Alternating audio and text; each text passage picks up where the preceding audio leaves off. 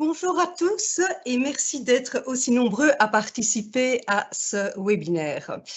Tout d'abord, je voudrais vous souhaiter au nom du Forum financier une bonne année, mes meilleurs vœux pour que cette année soit riche en couleurs, en espoir, en bienveillance, en inspiration, en bonheur et en sérénité. Alors pour ce webinaire de début d'année, nous avons choisi comme thème Zoom avant-arrière sur les implications du Brexit pour la place financière de Bruxelles. Alors je vais refaire d'abord une remise en contexte. Vous savez que le 31 janvier 2020, le Royaume-Uni a quitté l'Union européenne. Il devenait donc nécessaire de fixer de nouvelles règles, organisant donc ainsi l'importation et l'exportation des marchandises et des services, notamment financiers. Ainsi est né l'accord de commerce et de coopération entre l'Union et le Royaume-Uni. Quels sont les éléments dans cet accord qui affectent plus précisément les activités dans le domaine des services financiers et plus particulièrement sur la place financière de Bruxelles? C'est à ces questions que répondra Carole Barth, CEO de Febelfin. Mais avant de lui donner la parole, je voudrais d'abord vous le présenter. Carole Barth est donc CEO de Febelfin. Febelfin, pour rappel, c'est la représentation belge du secteur financier. Ça représente plus de 250 institutions financières. Alors, Monsieur Barth, vous avez étudié à la KUL le droit, à la KU Leuven, et ensuite vous avez obtenu un master en gestion financière. Vous avez débuté votre carrière d'abord dans un cabinet d'avocats et très vite vous vous êtes orienté vers le secteur bancaire pour travailler à la Deutsche Bank pendant environ 10 ans. Ensuite, vous avez occupé des postes de direction chez Bipost Bank et Bipost. Et en 2000, vous avez changé complètement de cap pour travailler chez Egon Zehnder, actif dans le domaine de la gestion des ressources humaines, du recrutement et de l'outplacement. Vous devenez Global Partner en 2006 et travaillez là environ 20 ans. Et en 2020, vous devenez CEO de Febelfin. J'ajouterai que vous avez 61 ans, marié et père de 3 enfants. Voilà. Pour nos participants, vous avez la possibilité, pour rappel, de vous poser vos questions dans le Q&A. Et si vous souhaitez avoir une attestation de présence, je vous demanderai donc d'envoyer un mail à relations économiques au pluriel wallonie@nbb.be. Voilà, Monsieur Barth, je vous laisse la parole. Merci beaucoup pour votre introduction, Véronique. Les conséquences, en effet, du Brexit pour la Belgique sont, en effet, un thème très important qui risque d'être oublié par la pandémie du Covid-19. Aujourd'hui, je veux jeter avec vous un coup d'œil dans le rétroviseur en ce qui concerne le Brexit et surtout sur les implications du Brexit pour la place financière de Bruxelles. En même temps, je ferai l'introspection pour ce qui concerne l'attractivité de notre place financière, mais je voudrais surtout aussi en tirer des leçons et explorer quelles sont les opportunités pour la place financière de Bruxelles pour le futur. Regardons d'abord dans le rétroviseur. Voici la chronologie. Comme Véronique a dit, la mise en œuvre du résultat du référendum sur le Brexit a pris beaucoup de temps. Le référendum lui-même remonte déjà à juin 2016. C'était il y a plus de 5 ans. La décision juridiquement concluante concernant l'événement n'est tombée pour sa part que le 31 janvier 2020. Et la mise en œuvre effective du Brexit, c'est-à-dire le fait que le Royaume-Uni soit effectivement en dehors de l'Union européenne, n'est intervenu que le 1er janvier de l'année passée, avec la mise en vigueur du TCA, le Trade and Cooperation Agreement, le 1er mai 2021. Mais pourquoi cela a-t-il été si long? Cela tient en grande partie à la discorde au sein du camp britannique. Comme vous savez, le résultat du référendum était en effet très inattendu et la marge entre les Leavers et les Remainers était très faible. Vous rappelez que 52% de la population avait voté pour le Brexit, tandis que 48% préféraient rester dans l'Union. C'était un vrai choc. Cela signifie qu'il n'y avait pas eu de préparation, mais aussi que l'unité du côté britannique faisait totalement défaut. Mais c'était aussi un vrai choc pour l'Europe. J'ai parfois comparé le Brexit avec l'amputation d'un bras, très radicale, profonde et invasive. En outre, il ne faut pas non plus oublier à quel point la sortie d'une union économique est complexe. Après tout, d'un point de vue économique, l'Union européenne est un pays, un vrai pays. Les biens, les personnes, les services et les capitaux peuvent circuler librement au sein de l'Union. Ainsi, les processus de production sont répartis entre différents pays. Les réglementations sont harmonisées entre les différents États membres. L'objectif est en effet explicitement de parvenir à un level playing field, une égalité des conditions de concurrence. Les droits d'importation et les tarifs douaniers n'existent également que pour les frontières extérieures. Il n'y a plus de restrictions commerciales au sein de l'Union. Lorsqu'un pays quitte une telle union, un accord doit être conclu sur tous ces aspects pour tous les secteurs, car nous voulons aussi éviter de trop endommager le tissu économique et empêcher la concurrence déloyale. En même temps, bien sûr, chaque partie veut tirer un maximum d'avantages de la situation. En d'autres termes, il est dans l'intérêt de tous de parvenir à une séparation négociée, à un consensus sur les conditions de sortie, mais lorsque les intérêts sont opposés, cela prend en effet beaucoup de temps.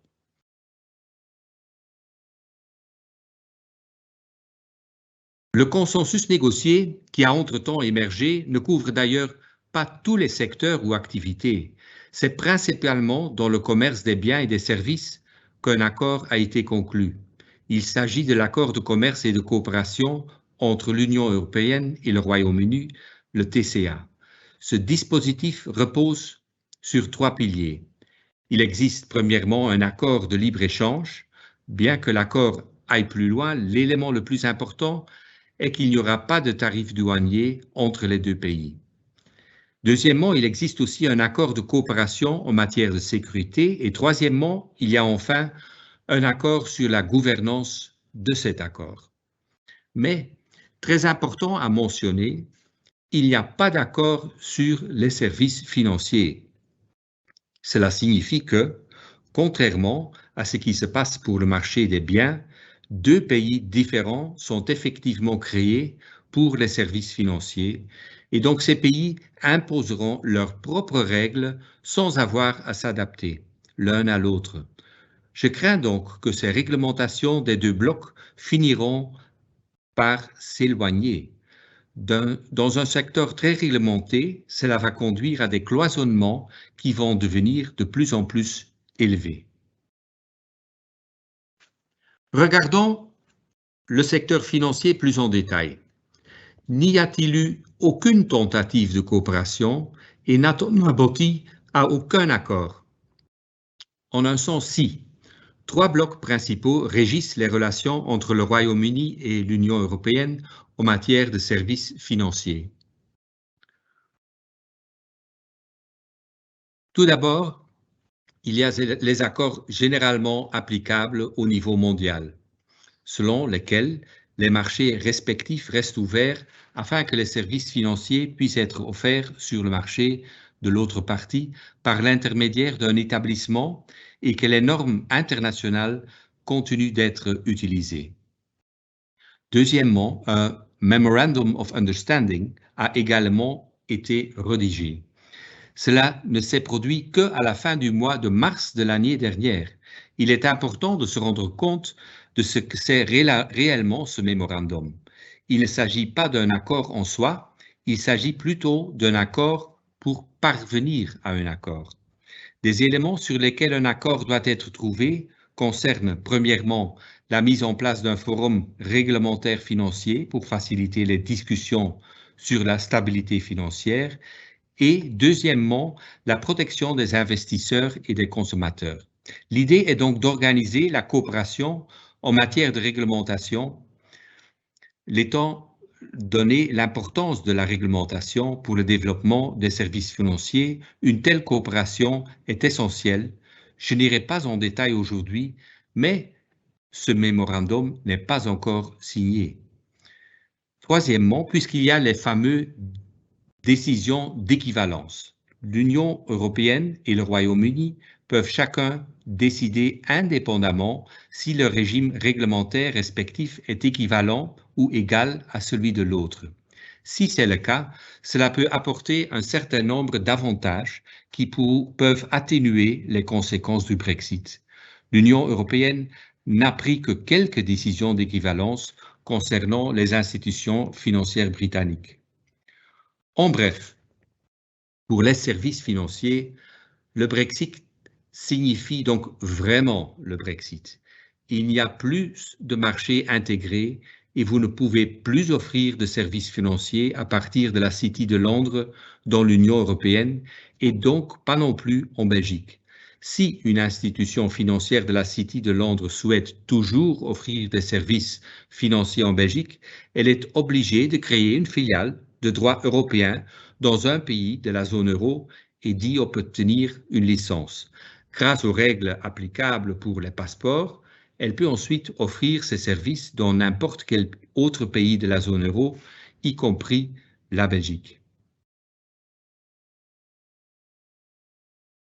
Quelle est maintenant l'interdépendance entre les deux marchés?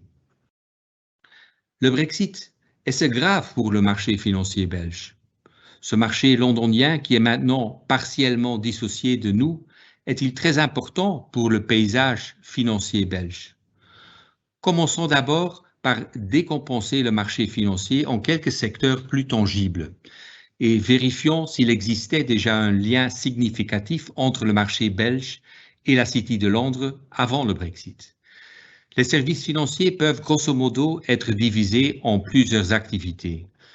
Épargne et crédit, investissement et les paiements. La première concerne la banque classique, la deuxième les fonds et les activités du marché des capitaux et la troisième les systèmes de paiement. Commençons par la banque classique. Un élément qui caractérise les crédits bancaires est le très fort biais domestique présent sur les marchés nationaux. Celui-ci signifie que lorsqu'ils accordent des crédits et contractent des emprunts, les gens aiment rester dans leurs propres frontières nationales. Cette préférence s'observe également en Belgique. Le total du marché des crédits bancaires aux entreprises belges est de 350 milliards d'euros. Les prêts transfrontaliers, c'est-à-dire les prêts accordés aux entreprises belges par les banques ayant leur siège au Royaume-Uni, ne représentaient que 1,46% des prêts aux entreprises belges, donc une interdépendance très faible à ce niveau. En d'autres termes, le Royaume-Uni n'est pas un bailleur de fonds essentiel du monde des entreprises belges, d'autant que son importance n'avait cessé de diminuer depuis la crise financière de 2008, comme ce slide ici qui décrit la part des banques UK dans le crédit bancaire au secteur corporate nous montre.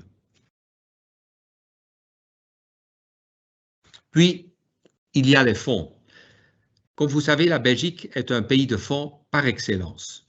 En 2020, 231 milliards de fonds ont été vendus dans notre pays. Ce chiffre représente la moitié de notre produit intérieur brut. Les 3/4 de ce montant ont été distribués par la Belgique. Ainsi, 25% ont été vendus dans notre pays depuis l'étranger.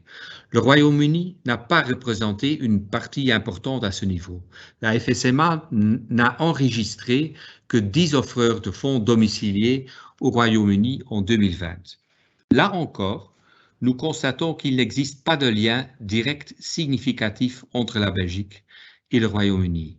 Notez que cela ne signifie pas que les institutions financières britanniques offrent peu ou pas de fonds en Belgique. Cela signifie simplement que les institutions britanniques ne proposent pas ces fonds depuis Londres. Très certainement, elles sont déjà présentes à Dublin ou à Luxembourg et abordent le marché belge à partir de là. Cela implique donc que le Brexit ne les affecte pas. Dans le cadre du Brexit, c'est le domicile de l'institution offrante qui est important.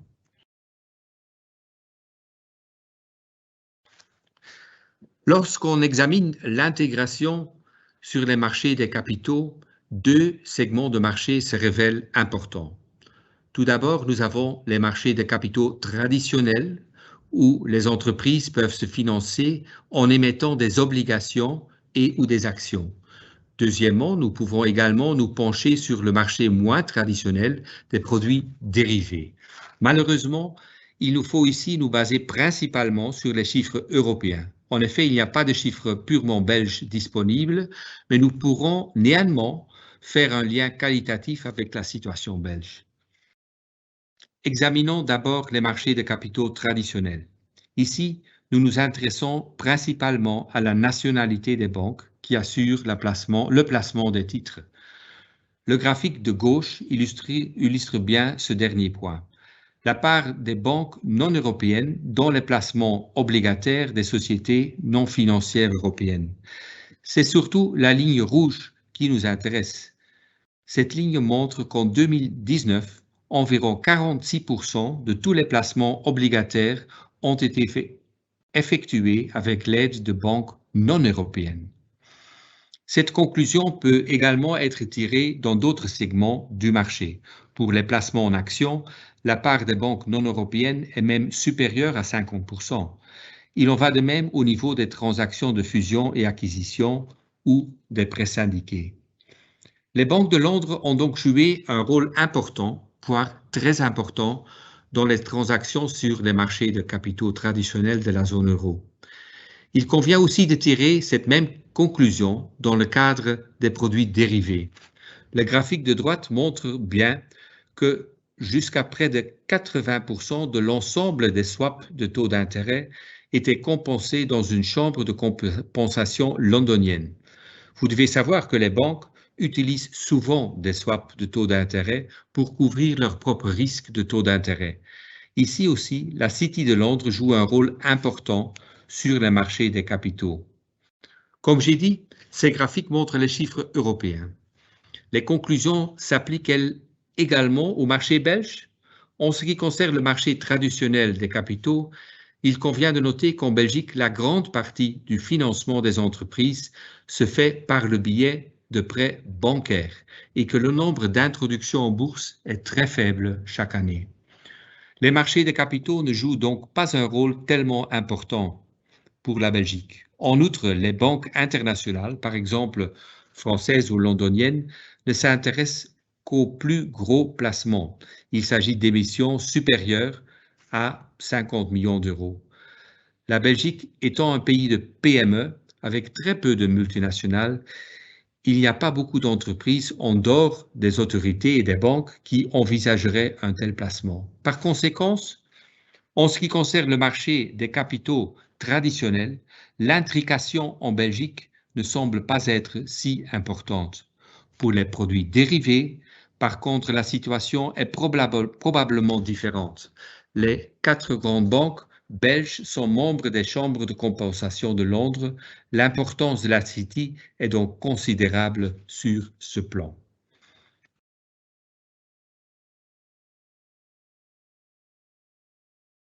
Quelles sont maintenant les conséquences du Brexit? Sans surprise, la principale conséquence du Brexit est que les institutions financières veulent quitter Londres pour la zone euro.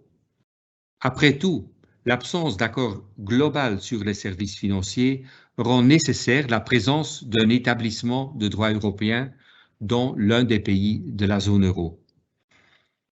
Ce qui est frappant, c'est que tous les types d'institutions financières migrent vers la zone euro. Les banques, les asset managers, les assureurs et d'autres.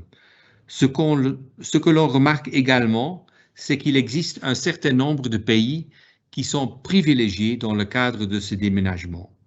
Dublin, Paris, Luxembourg, Francfort et Amsterdam parviennent à attirer une partie de l'activité. Bruxelles a beaucoup moins de succès. Le déménagement des institutions londoniennes sur le continent confirme également la spécialisation géographique existante sur le marché des capitaux de la zone euro. Les banques internationales s'installent plutôt à Francfort, les fonds à Luxembourg et à Dublin, tandis que Paris attire tous les types d'institutions et devient souvent un deuxième hub pour le sol européen pour de nombreuses banques. Amsterdam, en revanche, se positionne bien auprès des différents prestataires de services financiers. Il n'y a donc pas de centre unique dans la zone euro où toutes les activités financières seraient regroupées. Peut-être ce centre finira-t-il par émerger dans le futur grâce aux forces du marché, mais pour l'instant, rien ne l'indique. Il est également important de noter que la place de Londres, en tant que deuxième place financière la plus importante au monde et la plus importante de l'Europe, n'est certainement pas menacée malgré tous ces déménagements. Des simulations réalisées par la Banque centrale irlandaise montrent que même dans des scénarios défavorables à Londres, les places financières européennes ne délogeront pas Londres du podium. L'intégration limitée que nous avons observée entre le marché financier belge et le marché financier britannique peut jusqu'à un certain niveau être généralisée à la zone euro. En d'autres termes, ce n'est pas grâce à ces liens avec la zone euro que Londres tient d'être une place financière globale.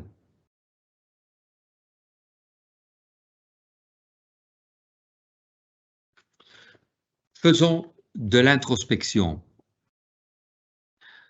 Revenons au constat que Bruxelles a très peu pu profiter du Brexit financier. Pourquoi? Il y avait bien sûr beaucoup de concurrence.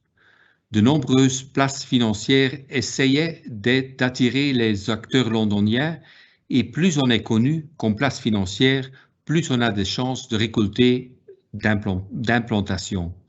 Quelle était la notoriété de Bruxelles en tant que place financière et comment se sont comportés nos concurrents? Le tableau sur le slide ici présente un classement des places financières. La colonne de gauche indique le classement général.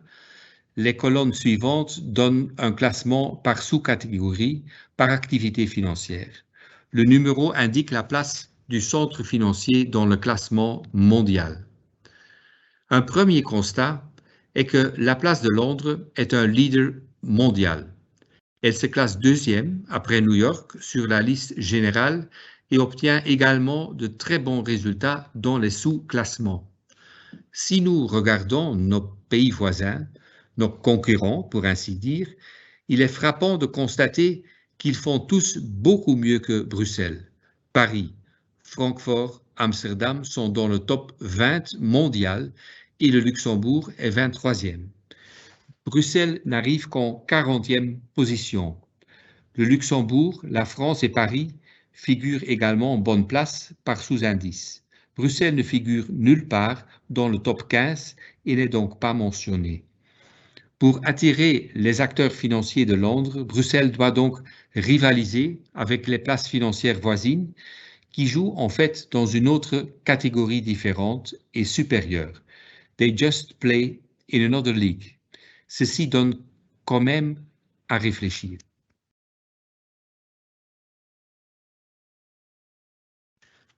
Pour établir ce classement, il y avait une vingtaine de paramètres qui reprennent les questions que se pose généralement un investisseur. Je prends ici les 4 principaux. Premièrement, existe-t-il un cadre réglementaire stable et prévisible au sein duquel l'innovation peut s'épanouir? Deuxièmement, la taxation est-elle suffisante sans tomber dans l'un ou l'autre extrême? Troisièmement, le personnel est-il suffisamment nombreux et bien formé? Et quatrième, quelle est la réputation du centre financier? Apparemment, nos voisins réussissent beaucoup mieux que nous à convaincre les investisseurs que des services financiers peuvent être déployés facilement chez eux.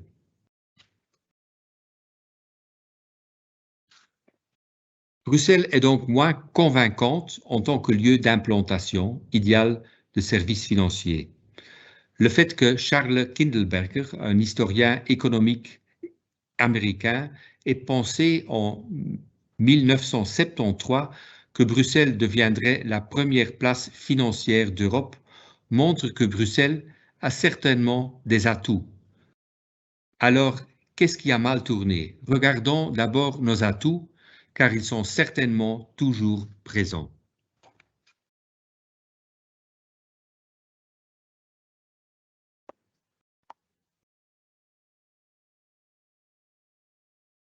La liste des cartes maîtresses que notre pays peut jouer est en effet très longue. Le centre de décision de l'Union européenne se trouve à Bruxelles. Bruxelles occupe aussi une position centrale entre les autres places financières et dispose d'une solide infrastructure de transport. En plus d'importantes institutions d'infrastructure telles que Euroclear, Bank of New York Mellon et SWIFT ont leur siège à Bruxelles. Les banques belges jouent un rôle de premier plan dans la numérisation.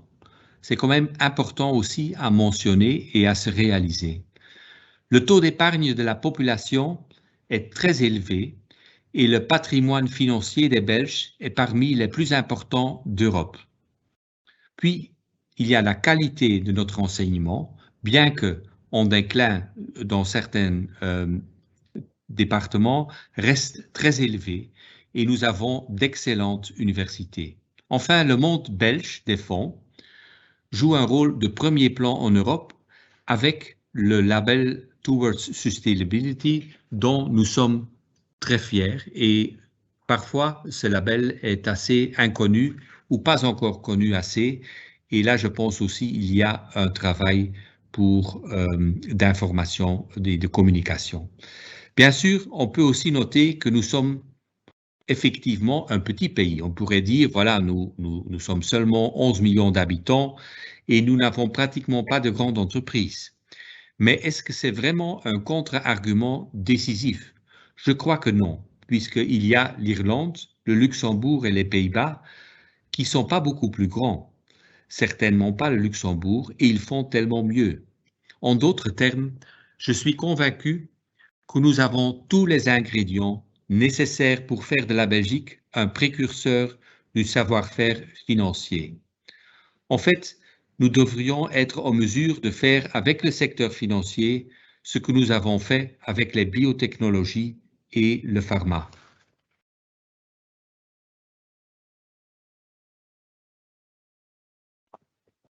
Comment maintenant rendre la Belgique plus attractive? Comment mettre la Belgique en valeur? Un élément qu'il convient de mentionner est que la construction d'une place financière doit être un choix politique conscient et délibéré. Ce ne sont pas seulement les facteurs purement économiques et infrastructurels qui font le succès d'une place financière. Je suis d'avis que la cohérence avec les politiques spécifiques visant à renforcer la place financière contribuera énormément à son succès. Ainsi, les enquêtes montrent que le succès de Londres en tant que centre financier est dû à l'effet de renforcement mutuel de facteurs économiques et infrastructurels et de politiques spécifiques. Le rôle du Luxembourg et de Dublin peut sans doute aussi être attribué en partie à des politiques visant à développer le secteur financier. Nous avons donc besoin d'une politique qui vise explicitement à renforcer le secteur financier et à augmenter la valeur ajoutée créée dans ce secteur. En fin de compte, cela profitera également au pays dans son ensemble. Après tout, le secteur financier, c'est important à se réaliser, représente 5,8% de la valeur ajoutée belge, alors que l'emploi sectoriel ne correspond qu'à 2,3% de l'emploi total. En d'autres termes, la productivité du secteur est très élevée. Si nous examinons la question des pensions, quand même d'actualité aujourd'hui, nous savons qu'une augmentation de la productivité est une nécessité absolue pour que nos pensions restent abordables. Outre le développement d'une vision stratégique, nous devons donc investir dans la réputation, le savoir-faire et le potentiel de croissance du secteur. Le secteur doit être jugé sur son fonctionnement global et sa contribution totale à la société, et pas seulement sur les éléments les moins importants. Cela ne signifie pas qu'un regard critique n'est pas nécessaire, mais qu'un meilleur équilibre doit être recherché, que l'on devrait également examiner les possibilités qu'offre le secteur.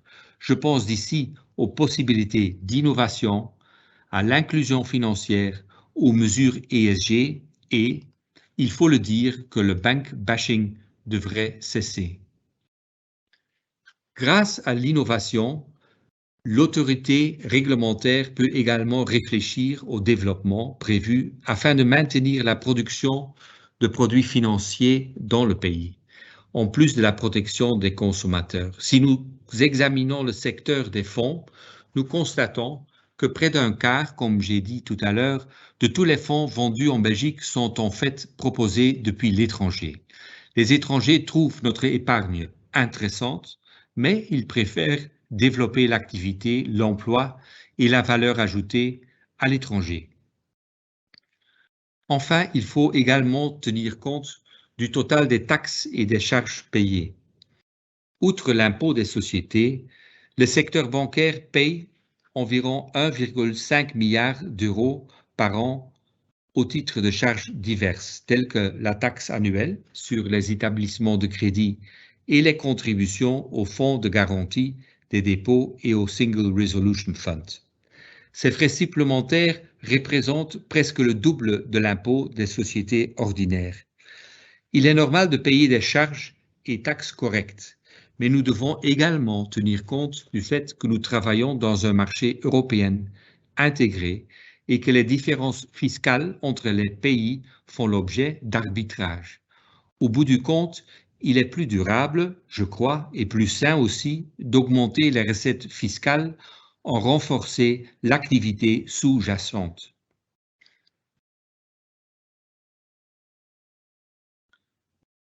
En bref, et pour conclure, il faut dire que voilà, quand on observe les marchés financiers, le Brexit est pour l'essentiel passé inaperçu en Belgique.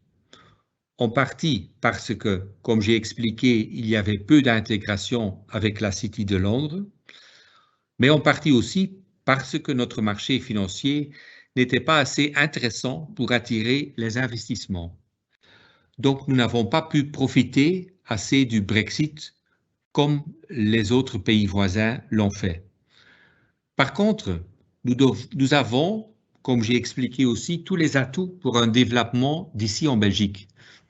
Nous faisons donc face à un coût d'opportunité important. Le renforcement de notre solidité financière est évidemment aussi un choix politique. Et là, mon message pour conclure, c'est que nous sommes, et nous avons comme secteur financier, nous sommes volontaristes. Et nous avons l'ambition et la volonté explicite de travailler main dans la main avec le gouvernement, avec les gouvernements en Belgique, pour renforcer la place financière de Bruxelles et lui donner la place qu'elle mérite. Je vous remercie pour votre attention.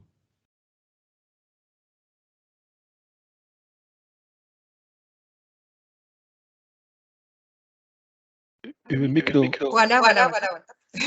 Merci beaucoup, Carole. C'était vraiment un exposé intéressant. Je voudrais dire, avant, j'entends l'écho là. Peut-être, je ne sais pas. Et voilà, c'est mieux. Avant de commencer le Q&A, vous allez pouvoir voir dans le Q&A un lien qui vous permettra d'évaluer donc l'exposé de Monsieur Barth. Soyez nombreux à y participer et notamment une des questions, c'est on vous demande quels sont les prochains sujets que vous souhaitez voir abordés lors de nos séminaires. Ça, c'est une première chose. Alors, nous avons reçu donc de nombreuses questions. D'abord, la première question qui est arrivée, un des auditeurs se posait la question, quel sera finalement le rôle futur de la City de Londres? En effet, c'est une très bonne question. Vous m'entendez? Très bien. Oui, très bien. Personnellement, je ne m'attends pas à ce que le rôle de Londres changera beaucoup dans le futur. Bien sûr, Londres va sentir le Brexit, ça c'est clair, mais il faut quand même savoir que les clients européens ne contribuent que 20% au profit des établissements financiers londoniens. Donc, le succès de Londres, comme j'ai expliqué, n'est donc pas dû à son succès au continent, mais vraiment à son succès mondial. Par contre, au niveau européen, il n'y a pas vraiment une place financière, un centre financier qui a déjà émergé. Il y a bien sûr Francfort, où il y a la présence de la Banque centrale européenne, où beaucoup de banques se sont implantées, mais il y a d'autres centres comme Paris, où il y a aussi beaucoup de banques internationales qui ont leur second hub. Il y a, pour ce qui concerne les fonds, il y a Luxembourg et Dublin. Et intéressant aussi, c'est que Amsterdam aussi a une position intéressante, surtout pour les services financiers et notamment tout ce qui est innovation. Ils sont très avancés là-dedans. Il y a aussi là-bas une politique volontariste qui soutient ce développement. C'est ça. Donc, la question était aussi sous-jacente, était un peu comment mettre la Belgique plus en valeur. Vous avez dit que c'était un choix explicite, un choix politique. Alors, est-ce que finalement, quand on voit les différents déménagements qu'il y a eu, il y a eu Dublin, on peut comprendre parce qu'il y a une frontière terrestre avec le Royaume-Uni, la France, qui est finalement Paris. Eh ben, il s'est un peu spécialisé dans tout. C'est pour ça que je pense que c'est un hub important. Et qu'est-ce qui pourrait faire que pourrait-on faire pour mieux mettre en valeur Bruxelles? La politique, je suppose qu'il y a vraiment un choix politique qui doit être fait à ce niveau-là. Oui, oui, en effet.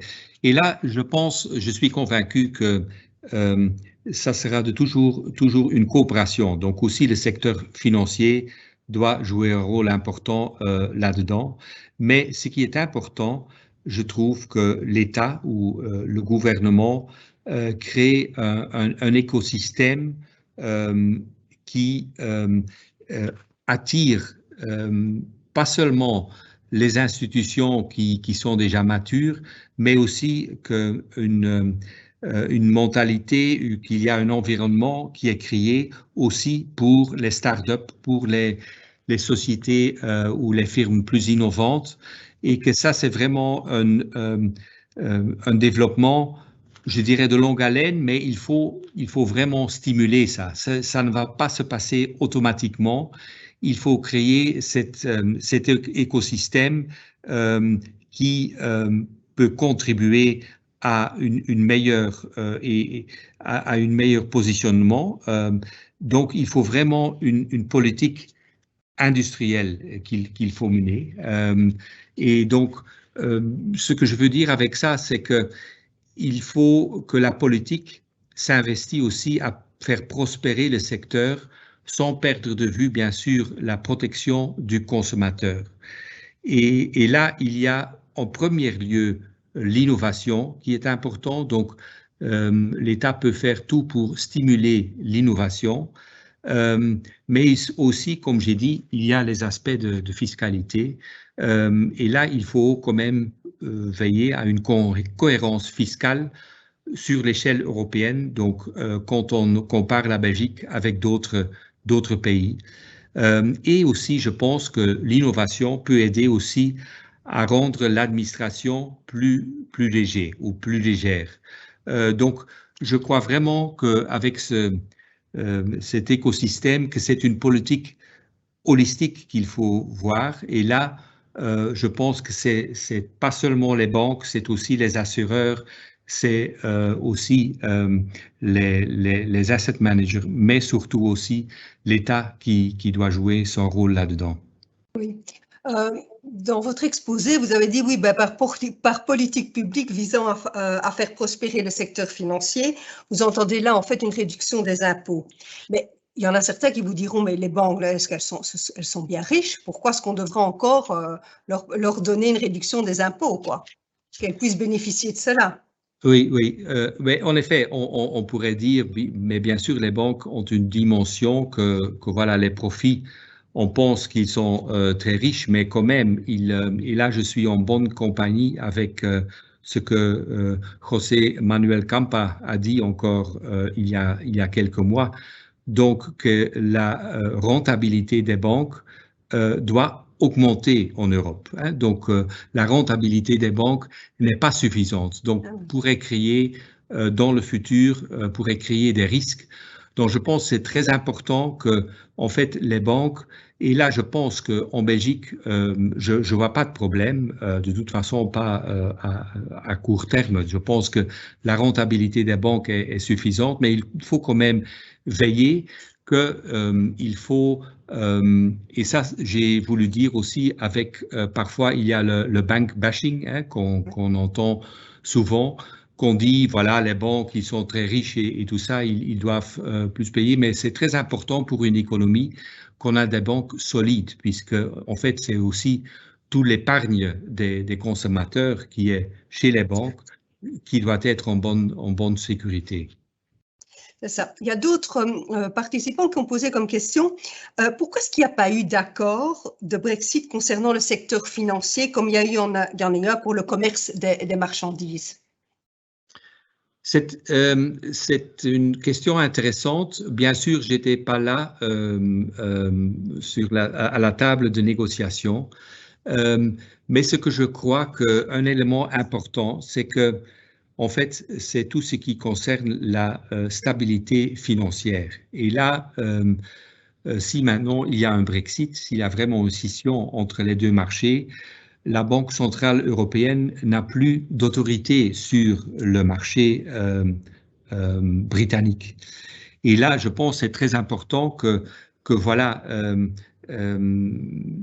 que ça c'est un élément pour moi décisif que le secteur financier, sur le secteur financier, il n'y avait pas un accord comme c'était le cas avec les services des biens et les services. Donc ça c'est, je pense, l'élément le plus important, c'est le fait que, en fait, l'Europe voulait être sûre que il y a encore du contrôle sur ce qui se passe en dehors de l'Europe. Une autre question nous vient le participant nous pose comme question, le marché de fonds des pensions est bien développé au Royaume-Uni. Est-ce que leur attraction vers Bruxelles peut avoir une valeur ajoutée sur le secteur financier belge? Ben, de toute façon, je pense qu'il y a le secteur londonien est en effet attractif et va rester attractif, je pense. Hein. C'est vraiment, c'est un centre mondial. Mais ce que je voulais quand même mettre en valeur, c'est que en Belgique, le secteur des fonds est très riche et très importante. Nous avons là une place primordiale en Europe et je pense qu'il faut en effet continuer à développer sur où on est déjà fort. Et là, je pense que, comme j'ai mentionné, notre label est aussi au niveau des marchés internationaux déjà considéré comme excellent. Donc, il y a, je peux vous dire, il y a une étude récente d'une société qui dépend de la Deutsche Börse qui a fait une étude et une comparaison des différents labels en Europe. Et là, le label donc Towards Sustainability de la Belgique est en fait le seul label qui est très vaste, donc a obtenu la meilleure place en Europe. Et je pense que ce sont des éléments où aussi la politique, mais aussi nous-mêmes, nous sommes, je pense, de nature assez modeste, mais où nous pouvons quand même mettre ça plus en valeur. Oui. Autre question, et en rapport avec ce que vous venez de dire, Bruxelles, finalement, il y a différents niveaux de pouvoir, il y a une certaine lasagne. Est-ce que c'est pas ça qui fait un petit peu peur aux entreprises, car il y a un manque de clarté, de décision, et les décideurs, tout ça est fort complexe, et ça prend beaucoup de temps pour s'implanter. Qu'est-ce que vous en pensez? Mais en effet, je pense que pour s'implanter en Belgique, il y a encore beaucoup de possibilités de s'améliorer. Donc, je pense que surtout l'administration est assez difficile, surtout quand on compare ça avec nos pays voisins, par exemple le Luxembourg, mais aussi Amsterdam. Donc là, je pense que ça peut aider. Mais je dirais, là, je pense que s'il y a une volonté d'y arriver, on peut le faire indépendant de quel gouvernement. Je pense que c'est une volonté explicite. Donc, je ne pense pas ici que, en fait, le fait que la Belgique est assez compliquée, que c'est ça la seule raison. Mais en effet, c'est un des éléments, bien sûr. Est-ce qu'on ne peut pas dire aussi qu'une des raisons, c'est ce manque, cette absence de politique européenne fiscale qui existe? Et est-ce qu'on pourrait craindre une certaine explosion de l'Europe face au Royaume-Uni? Parce que est-ce que certaines capitales européennes sont beaucoup plus anglophiles que d'autres capitales? Est-ce qu'il n'y aurait pas, là, elles auraient peut-être plus tendance à commercer ou avoir des rapports avec le Royaume-Uni que d'autres? Est-ce que c'est pas là que le bas blesse au niveau donc européen? De toute façon, ça, je pense que c'est un élément important que il y a pour renforcer l'Europe aussi une politique fiscale plus harmonisée. Donc ça, je pense que c'est très important. Et là, nous, comme de Febelfin et du secteur financier, nous sommes, comme vous savez, regroupés dans le European Banking Federation, où nous sommes membres et dans le conseil d'administration. Et là, bien sûr, ce sont des thèmes qui aussi sont souvent sur la table. Et là, je pense que il y a là aussi une partie au niveau européen en général où la Belgique ne doit pas hésiter à jouer ses cartes et jouer son rôle en fait, j'ai parlé des atouts que la Belgique a de toute façon, et ces atouts sont vraiment très réels. Hein. Donc, le fait que Euroclear est chez nous, que Swift est chez nous, c'est pas sans raison.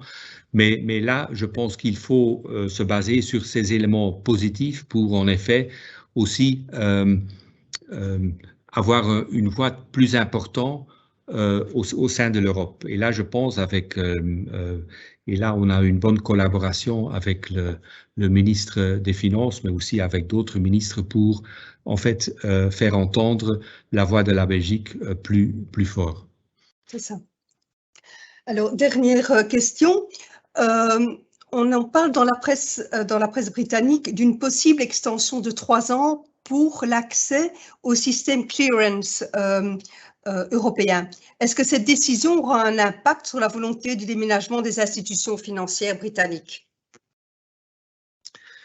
Bonne question, je dois dire, c'est assez technique. Cette question, c'est difficile pour moi de répondre. Donc ça, je resterai peut-être pour un autre moment pour répondre à cette question. Ok. Ok, eh bien, écoutez, je pense que, bon, il y a encore d'autres questions qui rejoignaient les questions précédentes, donc je pense qu'on peut conclure ici l'exposé. En tout cas, je vous remercie pour cet exposé, Monsieur Barth, et également pour les participants, pour vraiment les questions intéressantes qu'on a eu l'occasion donc de débattre. Alors, je voudrais vous dire que vous allez recevoir bientôt un mail avec un lien reprenant le slide de l'exposé, mais également l'enregistrement de l'exposé, et le lien dont je vous ai parlé là au début, vous pourrez donc évaluer l'exposé.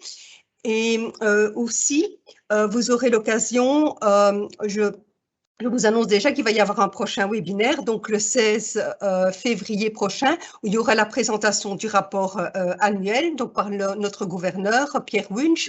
Alors, la présentation francophone aura lieu donc le 16 du 2 à 11 h. La présentation néerlandophone, c'est dans l'après-midi. Voilà, je pense avoir... je tiens encore à vous remercier et Monsieur Barth et aussi les différents participants et j'espère vous revoir lors du prochain webinaire. Au revoir et bon après-midi.